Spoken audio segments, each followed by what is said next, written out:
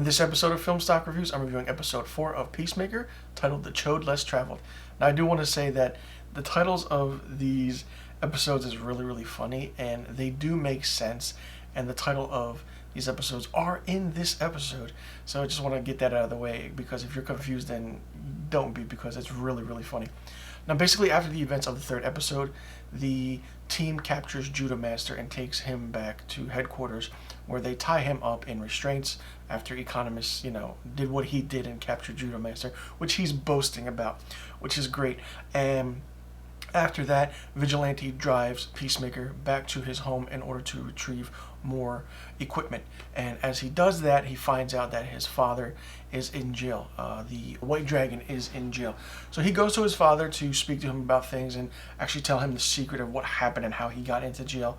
And the father's like, I can just tell them what happened and change the fingerprints out.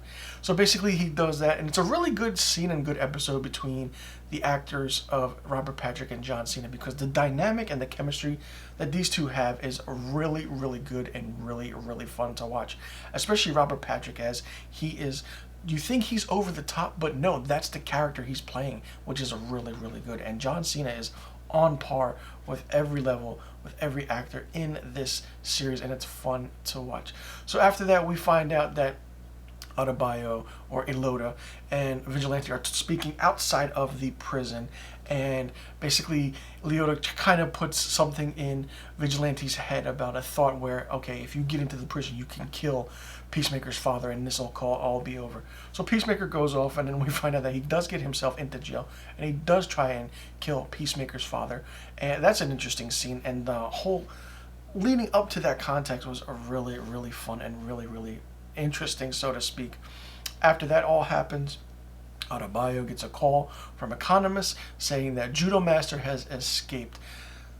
Peacemaker and Adebayo get there, and they find out that Economist is injured, so Peacemaker goes after Judo Master. And the interesting thing about this is that this fight scene is really funny, and it's just comical, but it's done so well. And then Adebayo does something to Judo Master. They recapture him, they bandage him up, and it's a funny thing, because when you think something happened to Judo Master, it's like, oh, holy shit. He was going to say something about Project Butterfly, with Peacemaker wants to know what it is, but Peacemaker doesn't know what it is because Myrn isn't telling him what it is. So, this whole story of it that, even you, the viewer, are trying to figure out, okay, what's Project Butterfly? I really want to know what this is. So after all the events of the day, everybody just goes about and doing their own thing. Hardcore goes to the bar to have a beer. Myrn is at home. Adebayo stays back and does some filing work. Economist is watching Judo Master. And Peacemaker goes back to his trailer, smokes some weed, put on some music, and just lay low with Eagly. And then we find out that he actually kept the butterfly that came out of Senator Goff's body at the end of episode 3. Peacemaker did say he shot it, but he didn't. And he actually smokes, and he blows the smoke into the jar where the butterfly is, and gets the butterfly high. It's a funny scene. It's a great scene, but you do want to know what this Project Butterfly is. So as this is going on, all the while it's a montage of things, and then Vigilante gets out of prison with the help of someone, but Harcourt picks him up and takes him home, evidently. We don't know what the dynamic or character-driven story is between them. And then we find out that Peacemaker has a flashback to when he was a kid, to when his father was doing things.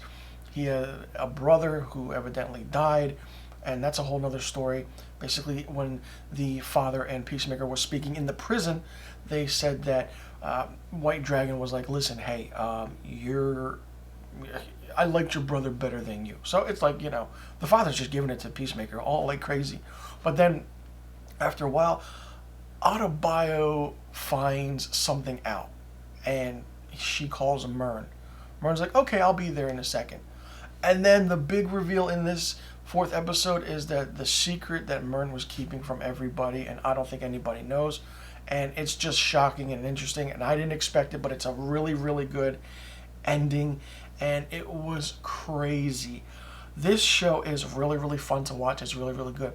There is no downside to any episode at all so far. It's running for 8 episodes, and there's 4 episodes left. So it's going to pick up really, really fast and really, really huge. And I feel like every single character is going to play a part really, really big in a huge, huge way. And when James Gunn writes every single episode, then you know where every single episode's going because it's already done and finished.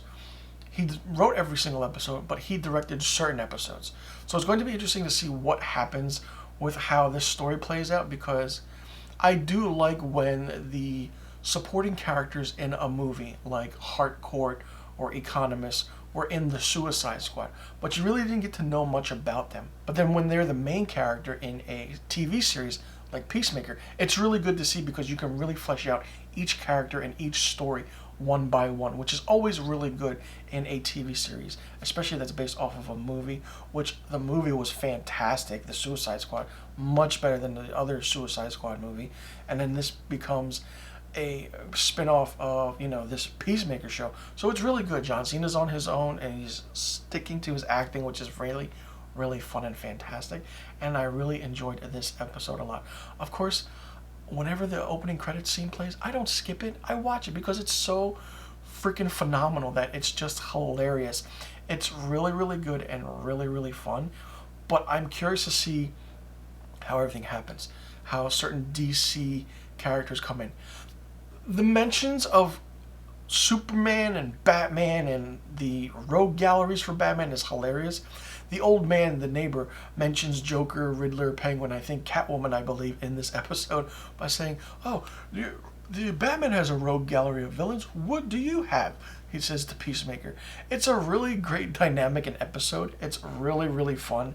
And just seeing James Gunn poke fun at these other DC popular characters is really, really hilarious because it's James Gunn. If you know James Gunn, you know his writing, then it's really interesting. I'm surprised he hasn't won an Academy Award yet for Best Original Screenplay or Best Adapted Screenplay, because he should be more than a 2-time Oscar winner right now. After the way I've seen him write his movies, I mean, he can write the movie, great. Have someone else direct it, but it's still a good movie because he wrote the dialogue, he wrote the story, which is even better.